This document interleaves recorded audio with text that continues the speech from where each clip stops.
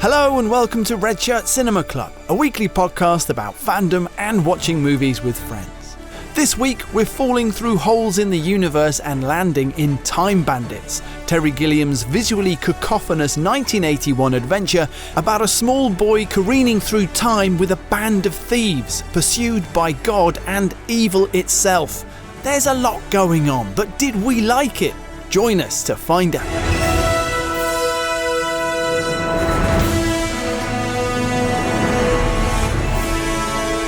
Hello and welcome back to Redshirt Cinema Club, where we are rounding off the regular section of our 1980s fantasy series by watching Time Bandits. I am your host, Nathan Dighton, and I'm joined by sad only child, David Jackson. Correct. And evil, Rob Pearson. Yes. My favourite character, thank you. Played by David Warner, who Can anybody, well, you probably can, but as part of going back to the original purpose of this entire Don't podcast. give too much away. I know who he is. Who is he? He's in Star Trek, one of them.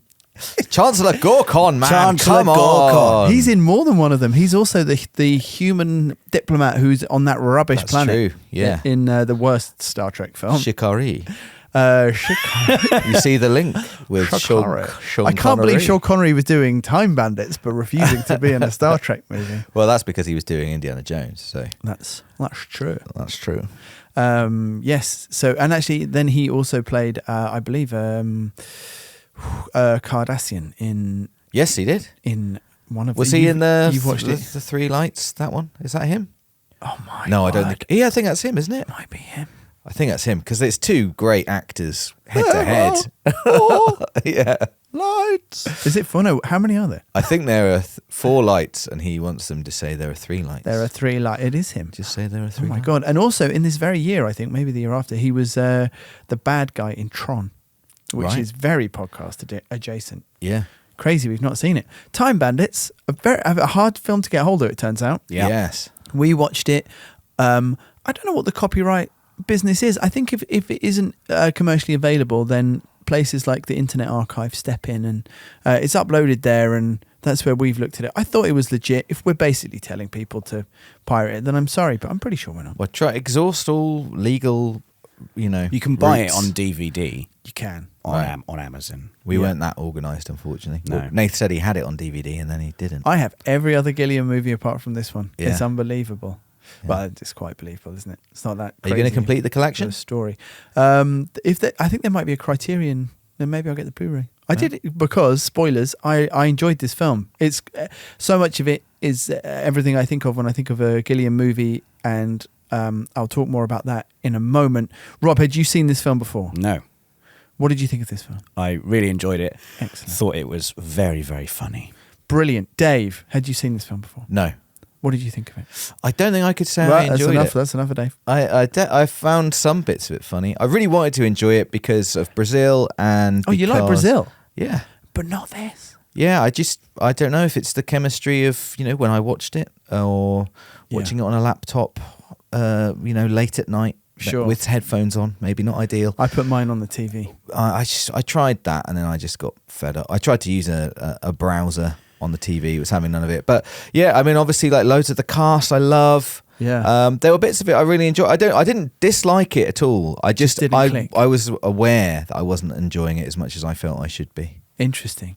Because I've forgotten that we watched Brazil, actually. And obviously we did watch Brazil. Then regular listeners will have heard some of this talk during that section. But I think Gilliam is, like all of his films, almost all of his films, have the sense of, especially like in the early scene here where they visit Napoleon, is it's weird, isn't it? Like there's so much going on. There's people just lying down. There's loads of, it's like there's too much noise in the frame.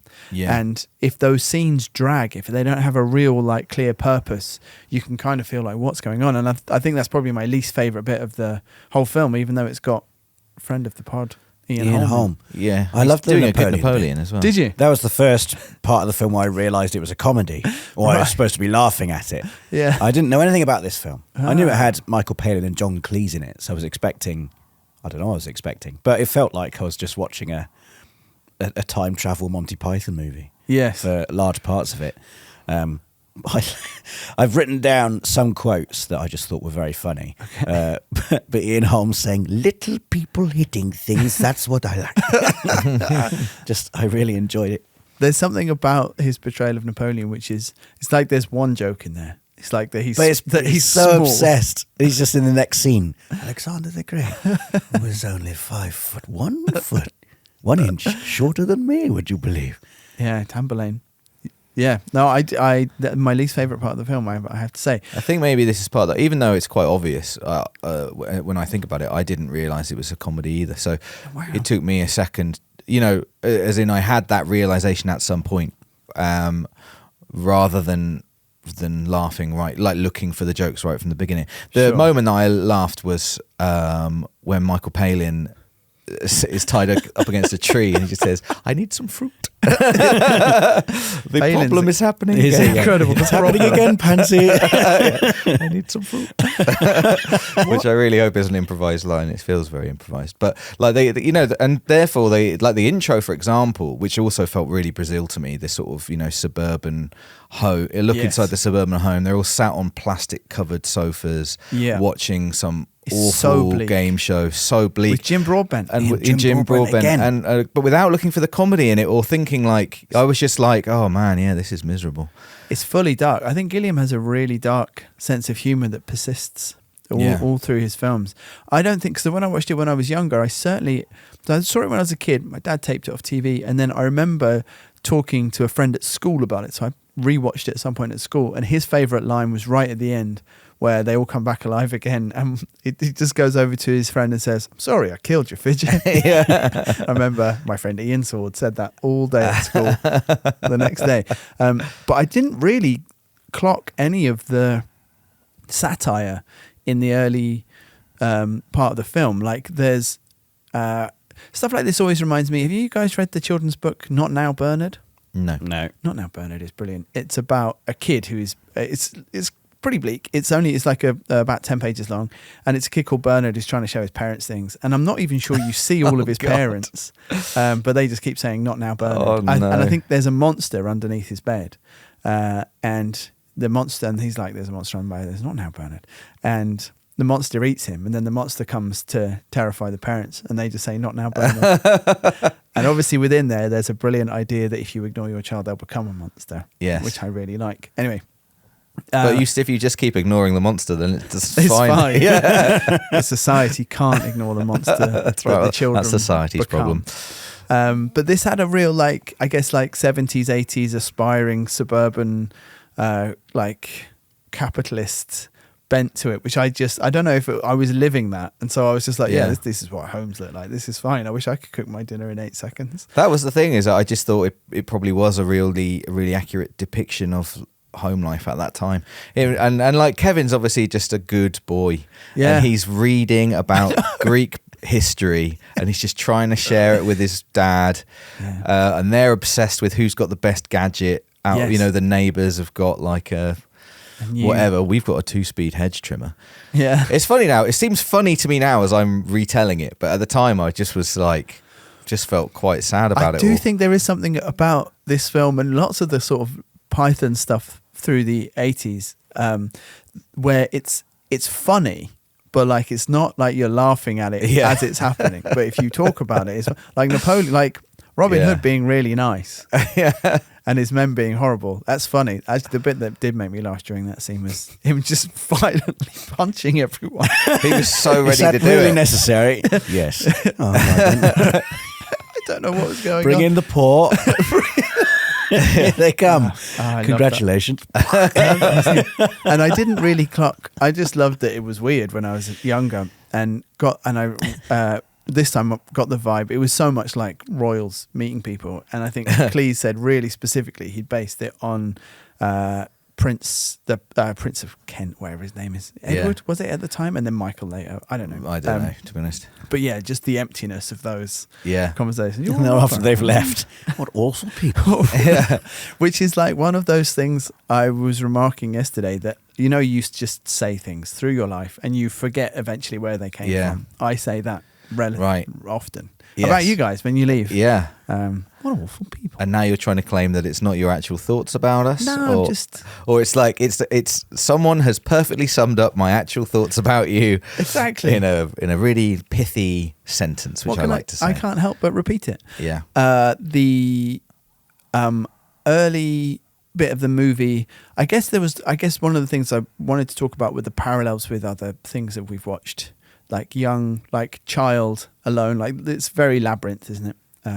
Yeah, and Never-Ending Story. Yeah, and Never-Ending Story. I sort of had, I think because of the movies we've watched, sort of made an accidental point of clocking like the things in his room at the start of the movie, and then like bits of those come to fruition, but particularly at the end I remember there's as soon as the tank arrived I was like, oh, he had a tank in his room. Yeah.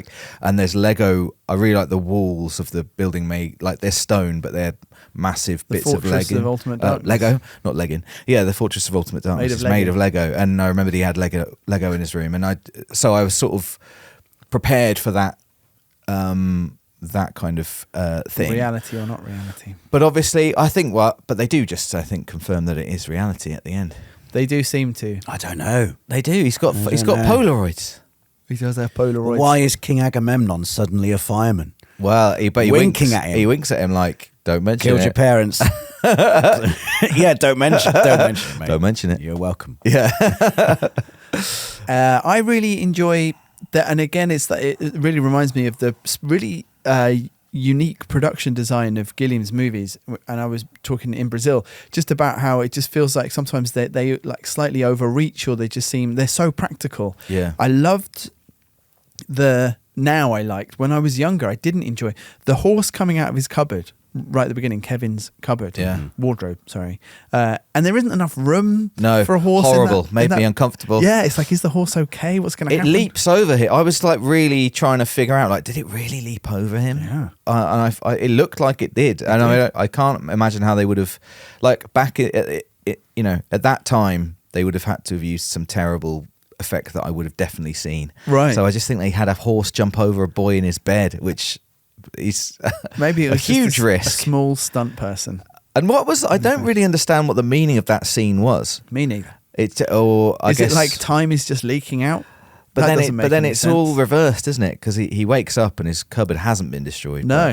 He doesn't even wake up. He looks around and I guess it's fine. Like planting a small seed. His room's like it's real or not. Like some kind of time-space anomaly there. It's got a time hole in it. Yeah. Time hole. So the cupboard could have just gone back to a time before. Point. Yeah. Do you know, I will say one of the things I absolutely loved this time, which again I hadn't really clocked before, was the elegance of the idea of why that troupe, the Time Bandits, I really like that too, actually. Yeah. Exist, and it kind of reminds me of Douglas Adams, who was friends with the Pythons during this period of time.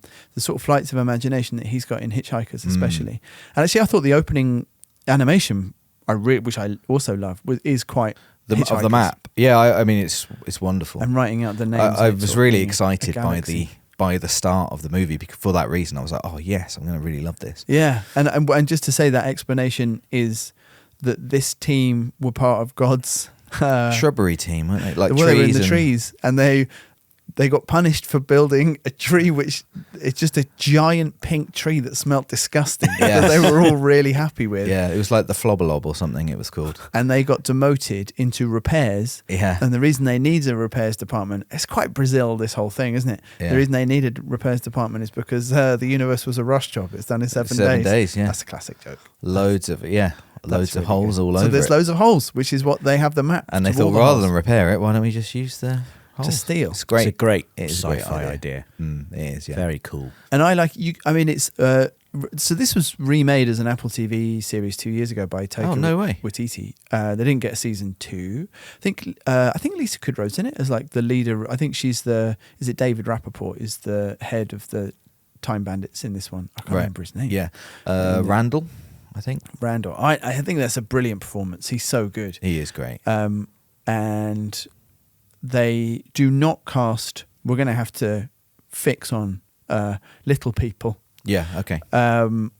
They do not use in the or Apple cast. in the Apple TV. No, and I think it was like, we can't do that these days. Like, that wouldn't be cool. We Right. talked about this recently because I think that, in this series of, obviously in the 80s, not a concern. And so many of the films that we've spoken about, Willow is absolutely based on the idea of a whole race of little Yes. people. And these performers, just like in the same way that this is a great era if you're Jim Henson and you're into puppets, it's like this is, high watermark for puppets. Yeah. And also, ironically, the high watermark for little people, because I think that there was so much work in these sorts of films, and now people are shy to put them in. And I think I mentioned before, I was watching a podcast clip of a small person performer talking about how much he resents your man from Game of Thrones. Dinklage. Yeah, because Dinklage has spoken out about casting these sorts of roles in this way, I think, or has made it more problematic. It's all right for Tyrion Lannister to say, isn't it? Exactly. Once you've done 8 seasons at a massive, When he's like, money. one of the most famous, successful actors now Yeah. around. Well, I guess if the idea is you want to break down those barriers so that you don't have to be cast, there is a bit of sort of tokenism, as you can only be cast in sort of fantastic children's movies. But if you're not getting cast in the other roles, you probably do want to be cast in those. Maybe the problem is we need more stories with little people in them. Yeah. Yeah. Or Tyrion Lannister is just one of the main characters of Game of Thrones. yeah, it's true. I can't really think of anything else where, the little people characters are, either they're playing Ewoks. In costume. Yeah, they're either in costume or, they're covered in prosthetics and they're goblins in the Harry Potter movies or... Speaking of fidget, I think he was, it's Kenny Baker. He's Kenny Baker, yeah. He's R2-D2. Yeah. Oh, well, there very you go. same. Yeah. Lots of them were in Star Wars, lots of this cast, but mostly in small roles that you wouldn't have seen because they've been covered in Ewok fur or other fur. Yeah. I can't remember what I was talking about. God, they might have been some of my favourite Ewoks. We could spend a while looking it up. Yeah. If you want. But yeah, I thought that the whole kind of that gang is just so much fun. And like in that first scene where they're sort of bouncing around his bedroom, not knowing what to do. Yeah.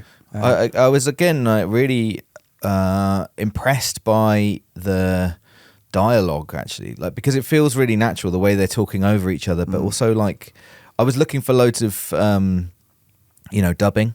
Right. Because I felt like it must have been hard to record this dialogue because it's like 6 guys and a kid chatting, and then it's all very sort of irreverent and talking over each other, but I could hear the lines of dialogue very clearly, but it didn't look very dubbed. Maybe it was, but I just thought it was quite impressive actually, and it felt so key to the whole thing, I suppose, the sense of them being like a band and their relationship. They're very much like best mates and also kind of annoyed by each other all the time and fighting. There's like a classic kind of caper vibe to it. Yeah. Like even the fact that they've agreed to have no leader, so everyone has to do what Randall says. Right. I love that line. And there is a sense, like, it's there. Well, not even a sense, but like just little clues that there was a previous leader. Yeah. Who is no longer a horse meat or something? Was it horse flesh or something? Flesh. I believe his name is horse. Is Terry Gilliam British? Isn't he? Well, he's from Minnesota, but he has lived in Britain since the 60s. And Right. in 2006, he renounced his US citizenship. So Oh, the wow. technical answer is yes. Okay, my bad. It felt very British. It felt. Is there a theatre production of this? Because if there isn't, there needs to be one. I don't know, The whole actually. thing felt very theatrical. Just the way it hops from scene to scene. I Yeah. can absolutely see like a theatre production of this being amazing. And and it gives it that episodic structure that we've been talking about, like an even better reason to do that than anything else. I think they wrote a sequel, but Randall had passed away by the time they'd gotten around to it, so they didn't produce it. Yes, That's a shame. I like the way it starts. What I was going to talk about was the effect of the horse, but then also just when his room gives way. Yeah. And I guess there's like Quite horrible. Yeah, and there's like this thing of there's so many things in here, and in the other films that we've watched, I've got that quality of as I watch them as an adult, I enjoy them and they seem fantastic and and whimsical. But as a kid, and you might assume that your children would love this, and all of this I just found quite unsettling when I was a child. Well, I was just thinking then, like, because obviously Kevin is the sort of Maybe the star. I don't know if he's the star. No, he's like not, but he's like a central character in this. And I was thinking about them pushing his wall down, and then suddenly, the supreme being is there, and he's got a choice of like, do I stay here or do I run down there with them? Yeah. And just thinking, it's kind of a kid's movie in some ways. The adventure is quite childlike, and he's the hero, I guess, of it. He's good-natured. He's got his moral compass, and he kind of sort of saves the day in certain ways. But at the same time, obviously, I think the humour is quite adult. All the satire is quite adult. Well, the way you phrased it there, I remember quite specifically the first, when I was younger, the idea of, just that scenario where you have a giant booming voiced floating head chasing you down a corridor that shouldn't exist in your bedroom. Yeah. That is the stuff of nightmares. That's it. That is a nightmare. It is. Yeah. Have you seen those? I don't know if they're modded games, but I quite often see them on TikTok. Someone's playing a horror game, and it'll be just someone running away from Like a Thomas the massive, Tank Engine. Thomas the Tank Engine, or Yeah. a massive Michael Jackson's face, Oh God. and it's just a Michael Jackson's face is just going around, going, hee, hee, hee, hee, and it's terrifying. Yeah, that but is there's terrifying. very much that kind of quality to it. Yeah. I thought. Yeah. Absolutely. You not seen his videos, Nate? I think you'd like them. Oh my goodness! I was just wondering whether I should make a Michael Jackson head joke, and the answer is no. Good. None of us. Good choice. None of us should. So they tumble through time, Yes. and they arrive in Napoleonic France, or no, Italy. Actually. Italy, I believe. Yeah. And there's something about have you guys seen the Python movies? Have you seen I've seen Holy Grail. I don't think I've ever seen a Monty Python movie from start to finish. I've only ever seen snatches of them on television. Oh, and also, Holy Grail. No, sorry. And The Meaning of Life. I like them a lot, and Terry Jones, I think, was like a reasonably serious historian, and there's something sort of really grounded and muddy in a lot of the historical scenes. Anyway, it's really reminded me of that. Like, this reminds me of the scenes in Holy Grail, like the scenes of like bringing out your dead in the plague, or that man who's just I can't remember his name. Is it Kevin? Anyway, there's one of my favourite scenes of Michael Palin character in Holy Grail, who talks about political systems. Right.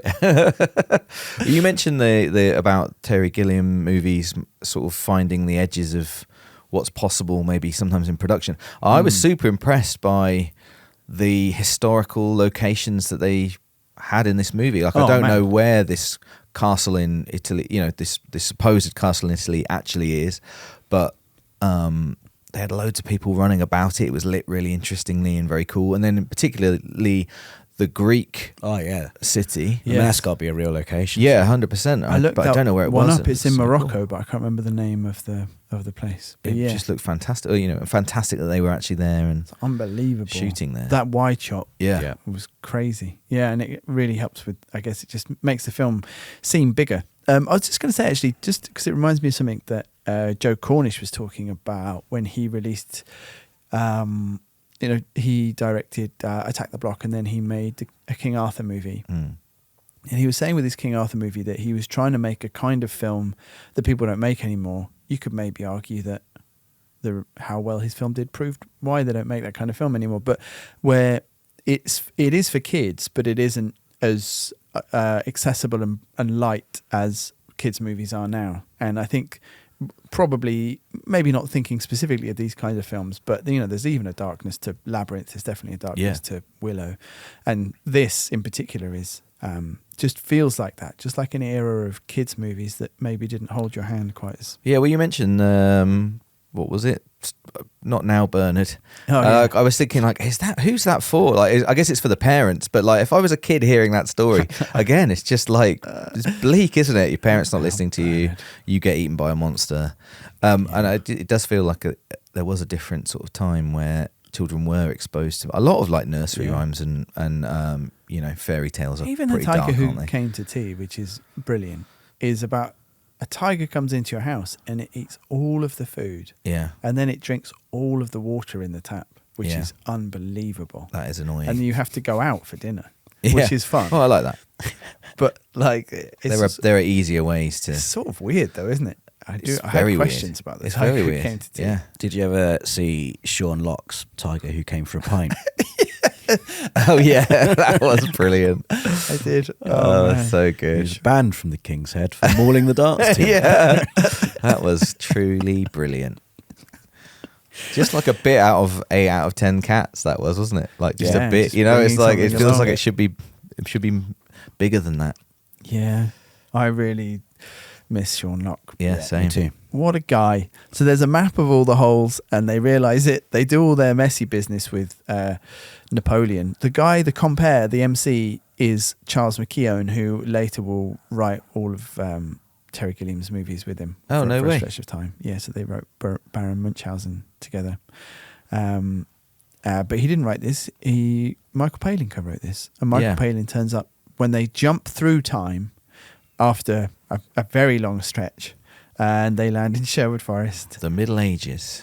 And there is quite a long scene with Shelley Duvall Yeah. Yeah. from The Shining. Yes. What a pairing. What a strange pairing. Yeah.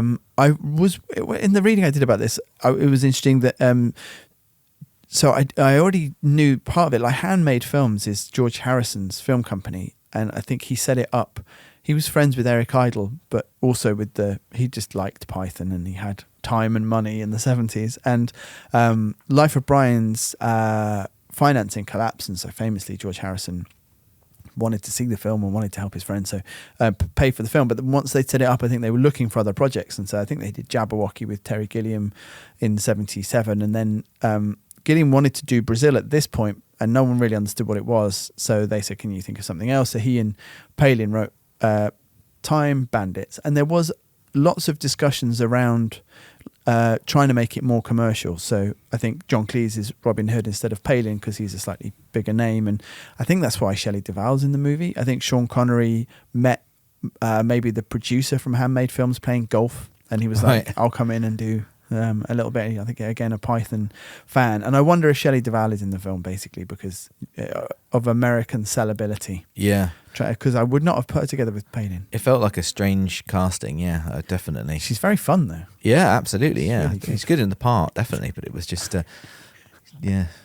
I don't Just know. enjoyed their little scene where he's like, and you've not got the problem. No, I've not got the problem. Yeah, I know. You don't have to wear this, but I don't have to wear the special. Yeah. Just trying to, I love- steer away. Stop thinking about the problem. Just the unsaid nature Pansy. of everything. Yeah. Problems happen again. I need some fruit. We've already talked about the Robin Hood thing because it is probably the best thing in the film. Certainly the thing I used to like the most when I was a kid. I think you just like Robin Hood an unusual amount. I love Robin Hood. Yeah. I really love Robin Hood. But I still think, well, the contrast is you don't know quite where you are. You think you might be in Sherwood Forest, but those robbers are horrible. Yeah. And then it's only when he comes out of his tent looking... I think I felt sad so many times in this movie. Oh. I felt sort of sad for the robbers in this when they're like, wonderful, thanks for your contribution. It's going to make such, and they're like, what? I felt kind of sad, like, oh, they've gone to all that effort. I've just seen them drag it all out of, Napoleon's castle or whatever. Yeah. Got the Mona Lisa in there. There's the Mona Lisa in there. It's all super valuable because it's not even been invented yet. There is a sense, I think, with this sort of movie, but with Gilliam especially, where, like I had it loads in Brazil, where something you're quite attached to as part of the drama or the narrative gets ripped away or something happens and you're just bereft. And I think that it's because the point is the vibes. It's Yeah. not you're supposed to be enjoying the whole journey. But The worst bit is like Kevin's really happy in Ancient Greece. yeah, I know. Like with Agamemnon. And they don't want... They're like, yeah, I'll be your They won't dad, listen to basically. him. And he's like, I'm really happy. Shouldn't you go back to your parents? No. No, yeah. They're awful parents. And he's just having a good time and they're having a feast. And then the guys turn up to rescue him, in inverted quotes. And steal. And steal. I just felt really sorry for him then. I know, and they won't... Well, it's that thing, I think, of being a kid as well, and they just won't listen. Just like, Yeah, fucking exactly. That's listen exactly to him. it. They No one won't listens to him at all. No one listens to him. No. No. Apart from Agamemnon. Yeah. God doesn't listen to him. It's terrible. No. It's terrible. So we have already talked about Robin Hood. Oh, but shout out to that Scottish guy. Is it? It also It was good. I Marion is just a horrible, ugly man. He says, I didn't realise that was Marion. Can you go and? Oh, that's great. It's just some bloke. I didn't even clock that. I didn't know it. Oh I didn't my get that bit. Good Lord. Yeah, I don't know why. Is there any explanation for why that man is assaulting every poor person? I don't know. I was looking for it. I couldn't find It's it. just funny, isn't it? He's so It's just committed funny. to that role as well. He's staring so horribly at this woman for ages. I was like, is he going to hit her? And the woman, Yeah. it's so great. Just a very thin woman. He just holds nothing back. Everyone, Yeah. gets an absolute clock in. Yeah. Great stuff. And then we have our first look at Evil. Yeah. Oh, so good. I thought his costume, his headdress is Yeah. actually horrible. It really reminds me of something. It's Tim Curry in Legend a few years later. He's I got sort of a little bit of like, it's a slightly Borg-esque, yeah. a little bit alien, you know, of the xenomorph, very like that exoskeleton stuff. Piping and tubes. Yeah, Going all over. and there's the a place. little bit of the Games Master. I was going to say the Games Master. Yeah. Yeah. Interesting. there too. Well, do you know, one of the things that I only noticed this time is that all of his people are wrapped in plastic. Like, Yeah. like the furniture in Yes. Kevin's home. Yeah, Also, I can't remember the names of them now, but and he thins them out pretty there's quickly. Robert, there's Benson. Yeah, Robert. It's not Benson. the I think dog. it's Robert. Obviously, I was tempted to call you Robert, but you are actually evil. So, but, and Robert is an Imperial officer Oh. in Star Oh, wow. Wars, and is the guy. But I pointed him out in Brazil as well. He's the guy in the back of the truck when Oh, yeah. he is finally arrested. He's just one of those people. Yeah. And I think he's brilliant at being. Wasn't he also Friar Tuck in Maid Marian's Merry Men? Was I don't that think that guy? so. Or was it the other guy? I don't think so. Looks got a different face. Yeah. Different face. I mean, in the back of the truck. Oh, One I of those see. guys, I think, was Friar Tuck in Maid Marian's Merry Men. See.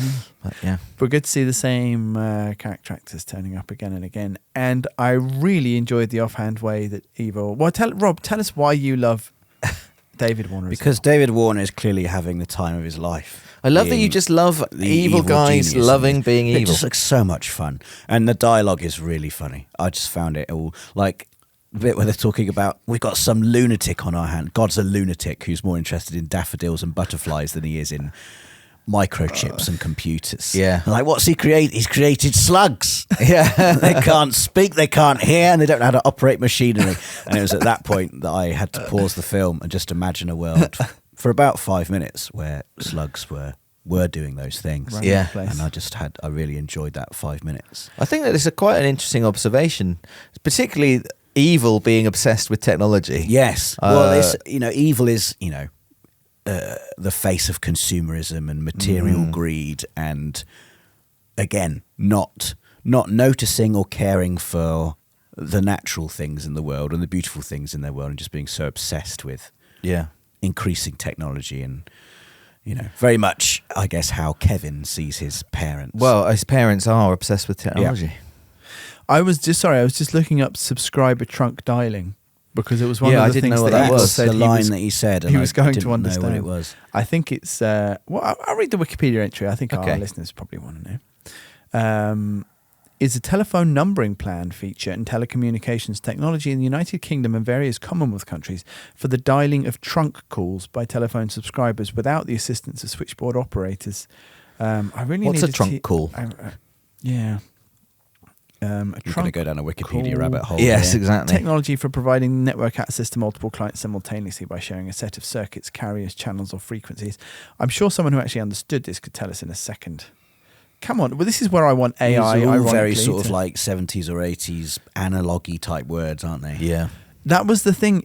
It was how modish, how of the moment they were, and I could imagine, a sharp satire set now talking about Bitcoin or whatever it is, Yeah. and it, again would be Yes. almost inexplicable in 20, 30, 40 years time. Yeah. Which is how old this. I quite like near the end when they think they've won and he's wandering off. So tell me about computers. It's that easy. You can just sort of have it summed up in. There was this one line I really liked where he was saying, "I will understand this, and then I will understand this, and then Yes. I will understand this," and it was just like the evil plan was just understanding ever more. I just like the self-referential, almost like pantomime quality of him constantly describing himself as evil and saying things like, "Oh, I feel good." Yes. And his subordinate saying, "Sorry, master, Yeah. it will pass." Yeah. Just lovely little lines like that. And then later on when he's like, "I can feel evil coursing through my veins. I feel the worst I've ever felt. That's good. It is good. The line I thought the first laugh I did out loud watching this film was he's blowing up people and he explodes one person, then someone asks him a question and he blows them up, and then just little pause. It's a good question. That is good. It's a good question. It's unbeatable. It's so good. So we see evil. Just checking my notes. Blowing people up. It's a good question. Kevin is separated. Again, a moment for me of sadness. Yeah. Of just don't want to be lost in time. I can't remember exactly how it happened. I mean, there's 2 doors and he picks one, but I feel like they've said just whichever. Not that one. Just before he goes through it. That's exactly what happened. But then he lands on. Is it a real Minotaur? I think so. Wow. Well, I don't know. Debate. It made me think Because he beheads it. Well, or does he just pull the hat off? Yeah, because it made me think. It makes a squelchy noise when he cuts it off. The Minotaur was probably just a man wearing a. Maybe that's it. Maybe bull's it's supposed to be head. ambiguous just in case. Yeah, don't know. I don't know. Interesting though. But he helps him to This is the imaginary world of Kevin now. What? No, is it though? It He's is. got Polaroids. It's the imaginary world of Kevin. He's got Polaroids. But it's all of the toys he's got in his bedroom, and he loves King he's talking to his dad about Agamemnon specifically. There's a lump of evil in his microwave. Yeah, but he's just Agamemnon- his parents died in a house fire, and to deal with the trauma of it, That's dark. he imagines King Agamemnon as a fireman, just like a little wink, and he imagines how it was the evil from my imaginary world that caused the fire.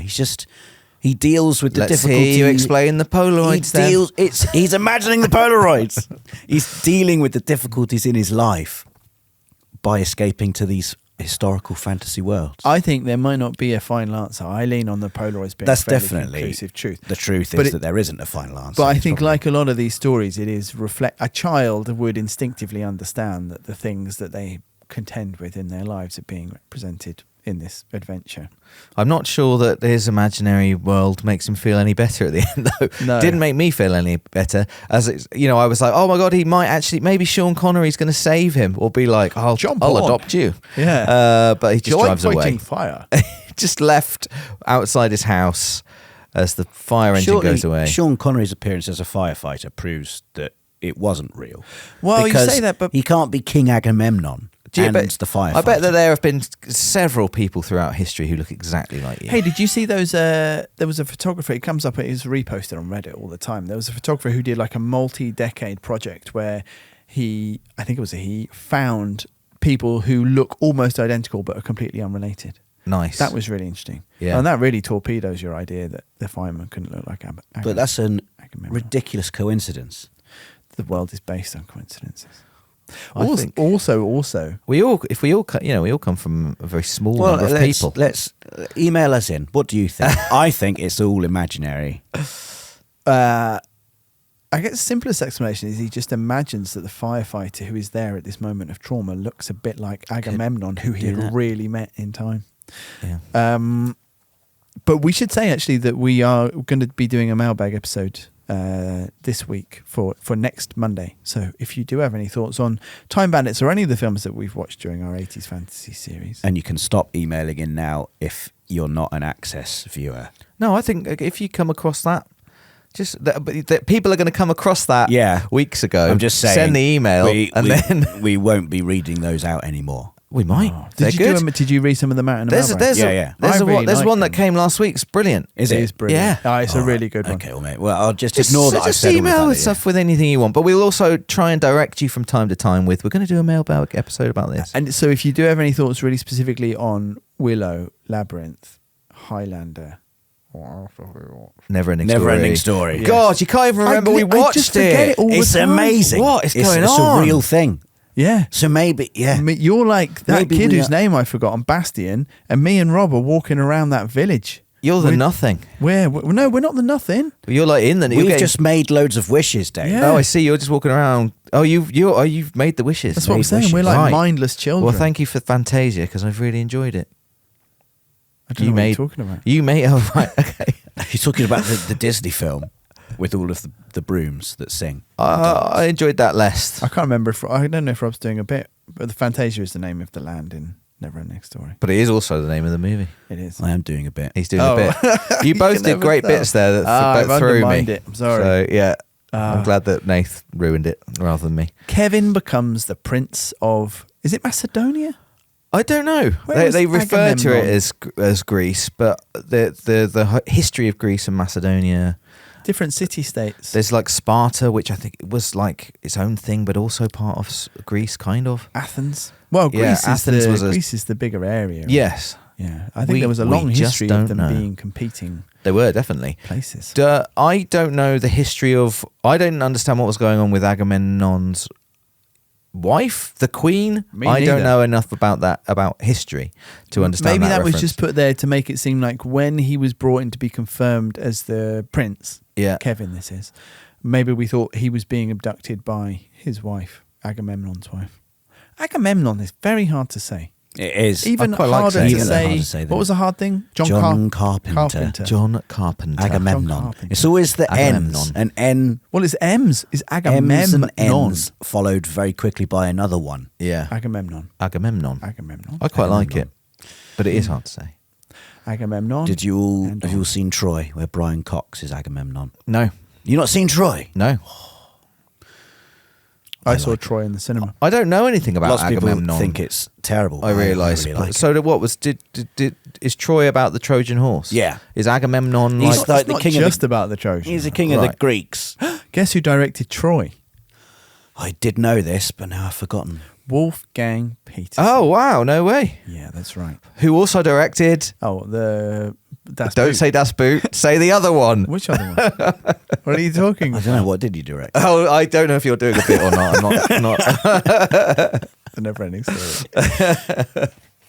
Lads. We laugh. But Troy's a good fun film. So Agamemnon was like the mastermind behind the Trojan horse. No, Right. Well, he was the leader of the Greeks, but someone else. Someone else came up with it. I think Sean but Bean he had the idea. Sean Bean had the idea. Sean Bean but like carves a horse. Brian Cox took and credit someone for it. looks at Carves it the and he horse. says, "Oh my god! Oh, I I see. thought of a good idea." What? He just carved like a small horse. Yes, for his right, son. Okay, He's right. good at carving things. Right. And Brad Pitt plays Achilles. He's like the Greek hero. How do you go from a small wooden horse to God? Wouldn't it be great if that was massive and we were inside it?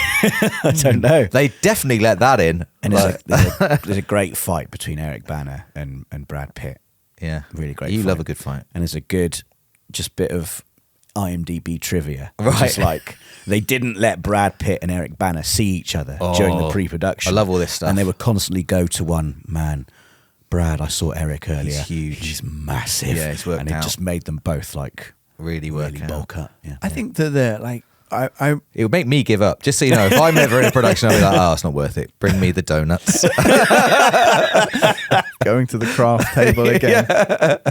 This was just because Troy was just after Lord of the Rings, and it kicked off like a cycle of epic. Orlando Bloom was in it as well. He was. It was a stacked cast. It just didn't really. It's completely passed me by. Kingdom of I'm aware Heaven, of it, like but- there was like, and it's funny because I was still at university, still studying movies, and my old film lecturer, when we did, when we were studying film history, she always used to talk about how epics used to happen like reliably through history, like moments of change within the industry. So like when they were one of the first things put on screen, like when movies were first made, it was kind of like, look, we can do this, like proving the scale of it.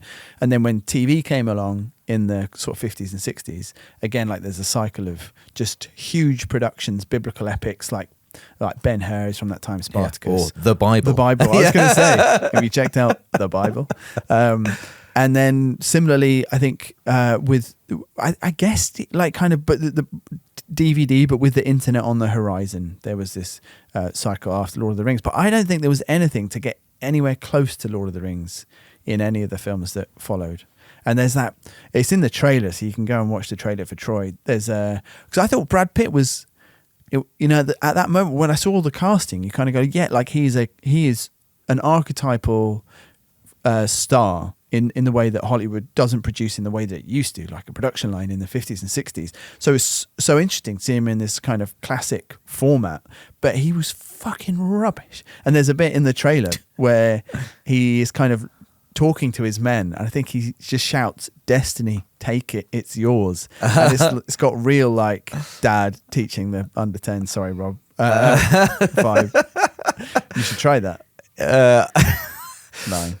Is there a player called Destiny on the team? No, there isn't. There's not. It's when was Gladiator? That was in the 90s, right? 2000. Was it 2000? Yeah. Maybe 99. But. So before Lord of the Rings. I was literally about to say it's weird that they haven't made more movies out of the Odyssey, and then I realised that they're literally making the Odyssey right now. Excited. Yeah. Oh, it's going to be intolerable. What's the Odyssey? Yeah. Why? Because it's Nolan. I don't like Nolan. He just like so many of his films. Do you know one of the things? Do I like many of his films? I don't really like that many. I think you do. I like Interstellar. Yeah.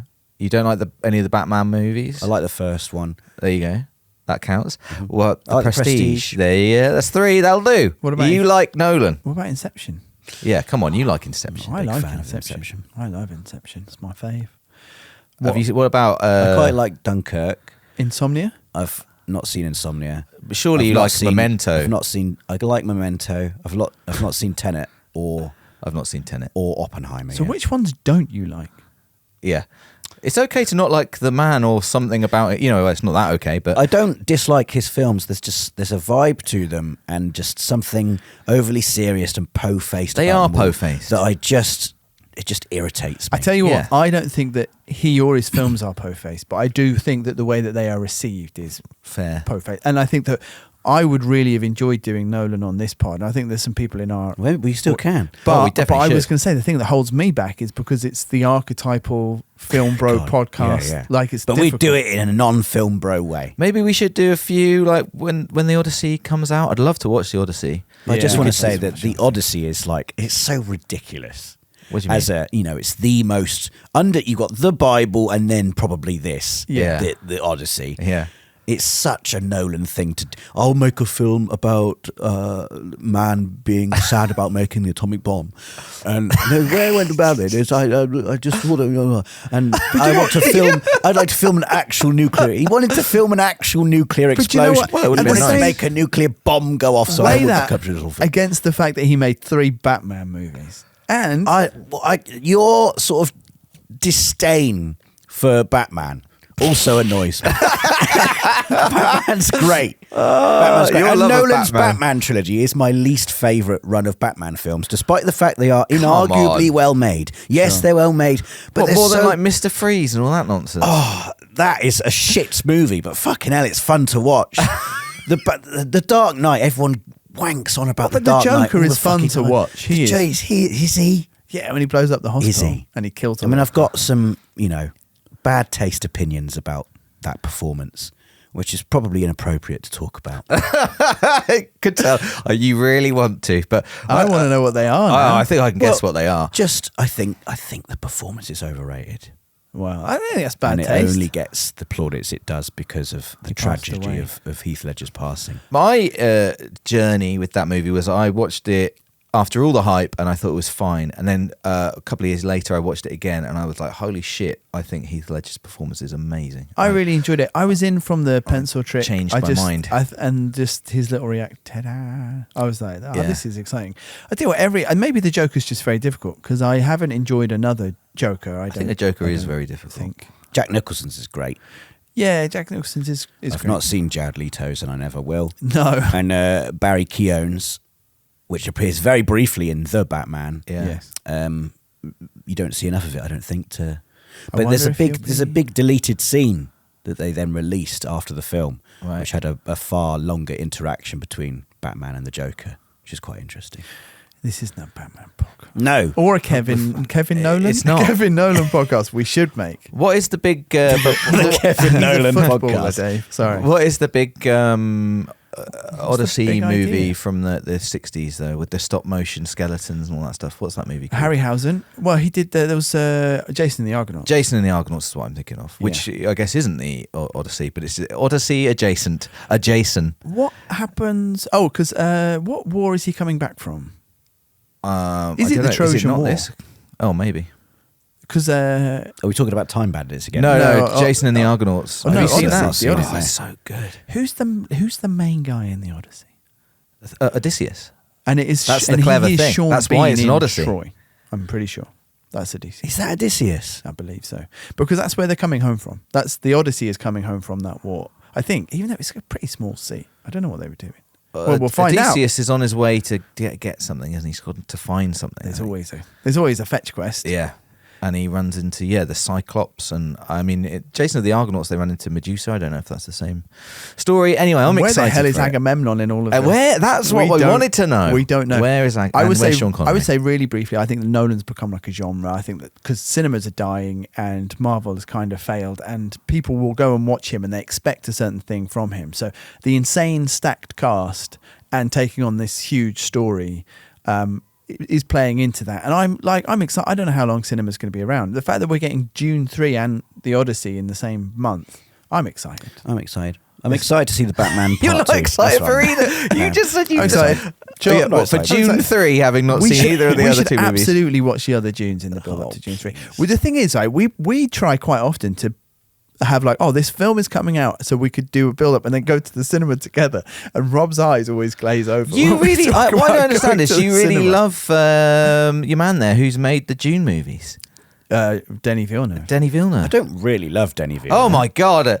Should we do this? Should we do this again? Yeah. Do you like Arrival? Yes. Do you like the Blade Runner sequel? Yes. I think What that's else has he enough. made? What else has he got? He did Prisoners, which I've actually not seen. What with Chris Pratt and Jennifer No, Lawrence? No, Oh. with it's a more depressing movie about holding a man prisoner in Oh God, yeah, with Jake Gyllenhaal and Hugh Jackman. Hugh Jackman. That's a very different Huge movie.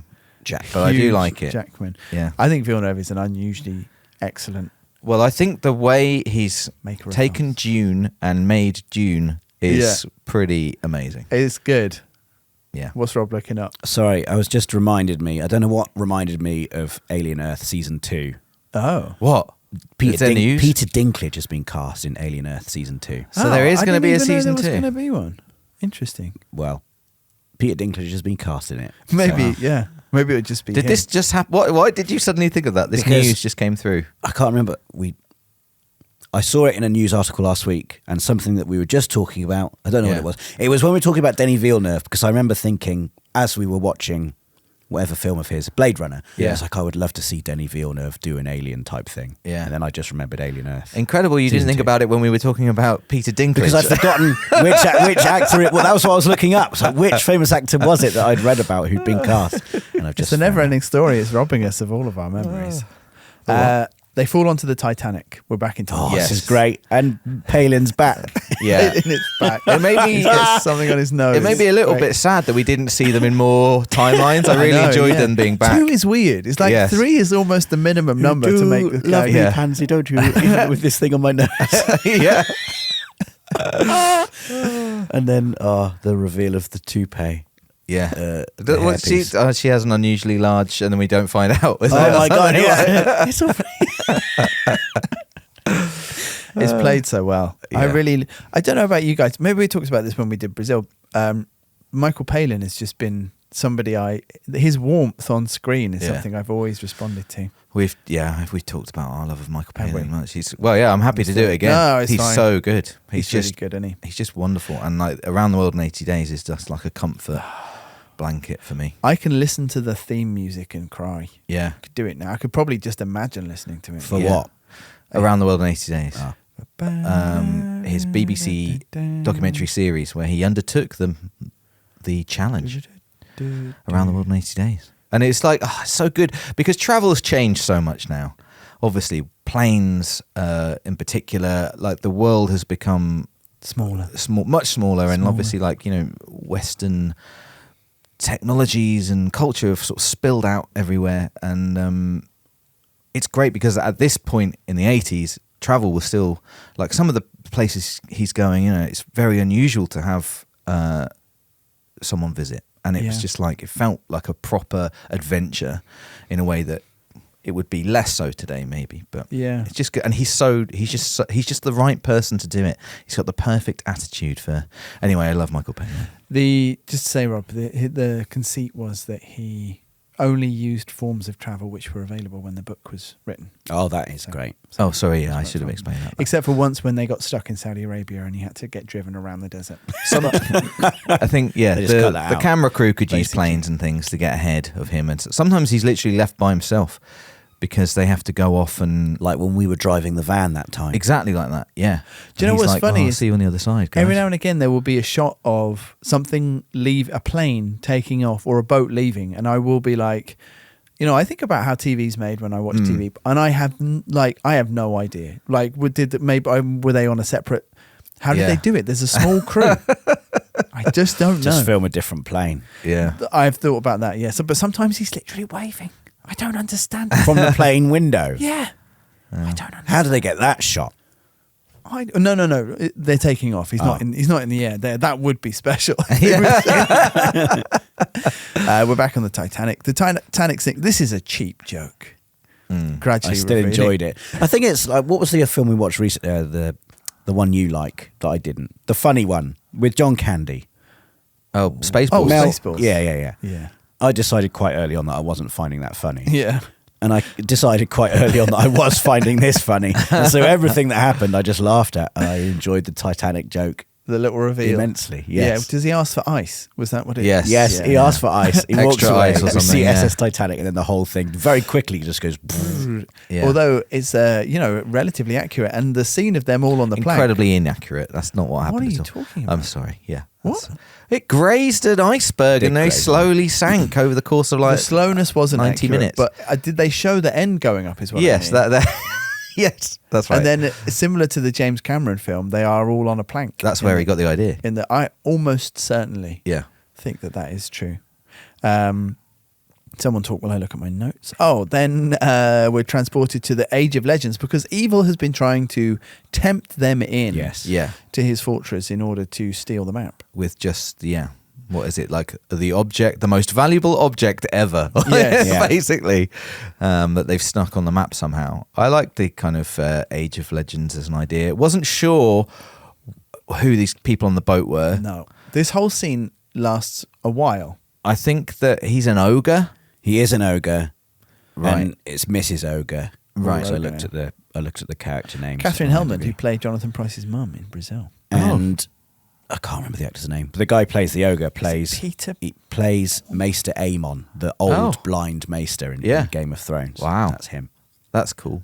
Yeah. Good bit of trivia. But Oh, again, he's I been in so much. enjoyed again their husband and wife banter. I enjoyed it a lot, where he's lamenting his downfall from how great he used to be, and she's like, "You are horrible." He's like, "You're just saying that." Enjoyed a lot, Yes, relatable with the bad backs. and he's just there getting stretched out, and he's loving it. I did enjoy their plan here. I thought their plan was just to win him over by Yes. being nice and like he'd fix his back and just go like, actually, we won't kill you, But instead it was like, chuck him over, Paul. Now get in the pot. Now get in the pot. I really enjoyed how he was still loving it in the water, though. It's like, my back feels wonderful. Yeah. I can cough again. Yeah. And he just coughs them away. Yes. Although, were they always the hat of a giant? I or- assume so. So the blowing doesn't make loads of sense. It doesn't. But that's the world we're in. Yeah. Not a lot of this makes loads of sense. So No. And then they have a horrible fight because it looks like I really actually enjoyed the whole business of them Yeah. walking to the edge of something. yes, that was cool. And I also really enjoy the line, so that's what an invisible barrier looks like. That is a good line. And a little bit of anger, which I love the effect of smashing into the fabric of whatever it is. Yeah. Yeah. So good to reveal the fortress of ultimate darkness behind. Yes. And the labyrinth, which calls back to the game show Yes. from the start, his parents being there, and only Kevin can see it's a trap. I've written down, sorry, I really liked this line as well. When the ogre was fishing, and he was like, bloody anti-pollution laws. Used to be you could get boots and cans, and now it's just prawns all the bloody time. Which I greatly enjoyed. That is good. Yeah. there was just a house full of people who were then crushed by a giant. That was very strange. Yeah, what were they though? I think they had tails. They were slightly like Doesn't rats. matter. They were very Doesn't small. matter. Doesn't They're dead matter. now. I would like to know more about that scene. There's a What's little going on domestic there? scene There's in some there. sort of domestic argument happening. Yeah. Maybe between some rat people who were then crushed to death by a giant who just doesn't care. Because of our Nolan digression, we have quite a lot to get through in just a few minutes. So I will say that my favourite bit, I enjoyed the callback, the Jim Broadbent, the game show, the worlds colliding. I enjoyed that a lot. But Your Money or Your Life, that's the name, isn't it? yeah, well, what I enjoyed more than all of that, I enjoyed the big setup of the sort of the maze and the trap. It's just a strange area, and it coming down to like that set piece where they sort of have to trapeze their way to the maze. That was great. It was I really good. enjoyed the way that they did that. The way it's Didn't framed didn't and enjoy staged. that they stole all the he stole all the rope from the rope that was hanging them up. It just seemed like there must be a better way. But I did enjoy the set piece, like that they all just knew how to make rope, plait it together, and then the way that they used the momentum. It was a pleasing thing. It was to pleasing. see. Yeah, And everyone was okay, which was important. I to liked me it. as They well. made it, and then actually I can't remember what happens immediately after that. Well, they go and confront basically- evil. Yeah, they go and try and steal the map. Evil turns Benson into a dog. Yeah, quite confusing because my mum used to have a cat called Benson. Right. Maybe was it based on this I dog? don't think so though. It was completely It's black. another great line where the evil genius is loving this, and Benson is also loving it, and he's like, "Oh, kill me, master, kill me now!" And he's like, "Not now, Benson. We have work to do." Just love. And then he turns him into a dog, Yes. and he turns one of the dwarves one of the little people into half a pig, Half Yes. a pig. Yeah, a pig person and then a full pig. and then a full pig. when Later he's on. turned back, he says, "I I was enjoying that." Yeah, he's still crawling on all fours for a little bit. Oh, that is funny. That It's is so funny. good. There's Yeah, well- also the bit where they decide to split up because Evil Genius sends his horrible sort of like goat demons after Yeah. them, and it just made me think. There's another trope. This like if you're the subordinate of an evil villain and you're chasing a group of people and you see two of them come out and wave their hands and say over here, Yeah. don't follow them Yeah. because it's always a distraction, isn't it? Yeah.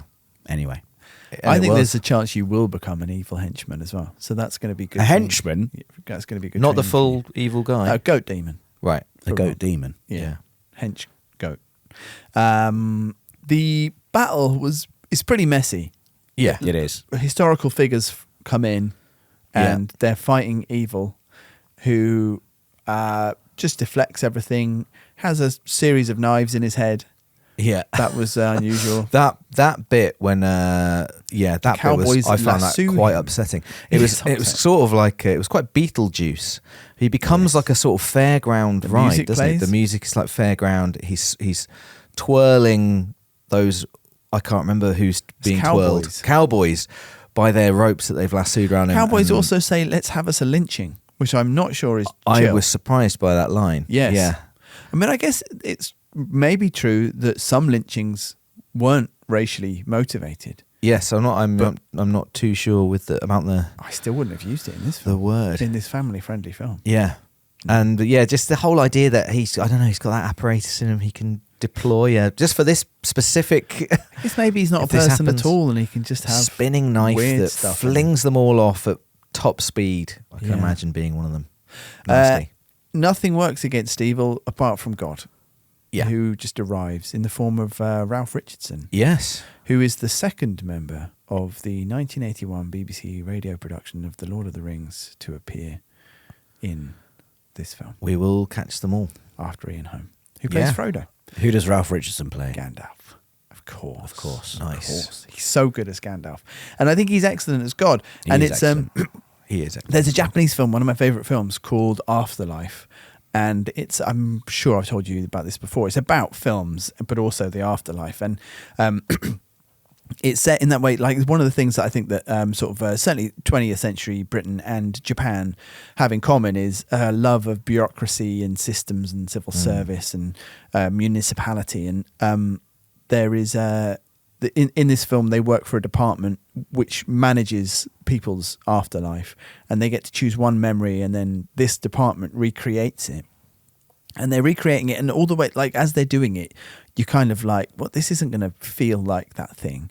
And then they film it, and it's basically saying this is what happens when you make a film, is you know, like, there's a magic that happens. Yeah. And if you really looked at it, you can tell it's not real. Yeah. But these moments just sort of erupt, and the people are happy, and then that's it. They're sent forever into there. But that idea of the celestial being ultimately tied to very specifically modern or contemporary mores, in the same way, like Ralph Richardson is like a head teacher or a civil servant in this. Yeah. I just love it. And he's not very nice. No. He's not really Old Testament. Although he says, I'm the nice one. Yeah, exactly. Which I guess against evil. I think that's when he gives them their jobs back at a 19% salary decrease backdated to the beginning of time. Thank you, sir. It's such a good line. Such a good line. But it's really to Kevin that he's just, there's no care for Kevin, which I think is quite sort of public school upbringing. Just sort yourself out, lad. What are you doing? Yeah. Also, possibly, I like that take on God. Yeah. Like, if there's a God, he's I non-intervention. like the take that humans aren't important to it at all, and just like, oh, okay. So his plan, God's plan, because obviously he knew all of the time what was going on. He's omniscient. He's omnipresent. He's well, it was his plan. He says he let them borrow the map. Yes. I believe, in order to test evil. Yes. Which was his creation. Yeah. He just wanted to see how good evil was at being evil. Really good. But is the evil now destroyed? I guess he can recreate it. And well, a bit, it's not, is it? Because a bit of it is left behind, which was stressing me out. Obviously, they show this lump of evil hiding under the tank, and it's like, oh, God, make sure you put it in the post box. I know. I like that it's a post box as well. Yeah. Another kind of symbol of just like really specific British humanness. But they don't get it. And then he wakes up coughing and spluttering. Yeah. Of course, as Rob sees it, this is the beginning of the film. This is the only real thing in the film. His parents have been killed. Yeah. He awakes. The rest of it is a trauma vision. Again, it's just, I mean, obviously, like, the most obvious, this is just very depressing. Just how this how much his parents don't care for him. You know, he's been rescued. He's been like carried past by. You are half a man. You run in there after the blender. Yeah, exactly. Don't speak to him. Don't look at him. Don't ask after him. Just pure evil. Well, this is why, because it is a bleak ending that his parents explode and then he's left on his own. But also, it's not really that sad because they've always been awful. Yeah, I mean, I really did think that he was, Sean Connery was going to be like, I'll look after you or whatever. Like, and it was going to be a happy ending. A little bit like Brazil, how there's a bit of Brazil again where there is a happy ending that you're shown. You're like, oh, good. And he's actually just staring mindlessly at the sky. It's not real whatsoever. And yeah, it's. I don't know what the end of the film means for Kevin. No. I don't know what his life looks like now. I like that there can be a family film where this is the end. Yeah. Your parents are dead and you are alone. Yeah. I like it. Well, and that's the end of Time Bandits, and indeed the end of this episode. Yeah. As often happens on this podcast, I enjoyed talking about Time Bandits much more than I enjoyed watching it. Interesting. I think I like it a bit more now than I did. It's got so many great lines. It has got some great lines. Palin's so funny. Yeah. So we have one more episode to go in our 1980s fantasy series. Captains are currently, as we speak, as we record this, voting on the bonus episode film.